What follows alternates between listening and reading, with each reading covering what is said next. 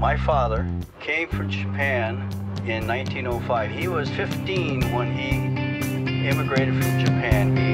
He worked until he was able to actually build a store. Let me tell you a story in the form of a dream. I don't know why I have to tell it, but I know what it means. Close your eyes, just picture the scene as I paint it for you.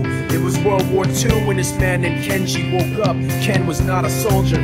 He was just a man with a family who owned a store in LA. That day, he crawled out of bed like he always did, bacon and eggs with wife and kids. He lived on the second floor of a little store he ran. He moved to LA from Japan, they called him immigrant. In Japanese, he'd say he was called Issei. That meant first generation in the United States, when everybody was afraid of the Germans, afraid of the Japs, but most of all afraid of a homeland attack. And that morning, when Ken went out on the doormat, his world went black, cause right there, front page news, 3 weeks before 1942, Pearl Harbor's been bombed and the Japs are coming. Pictures of soldiers dying and running. Ken knew what it would lead to, just like he guessed. The president said the evil Japanese in our home country would be locked away.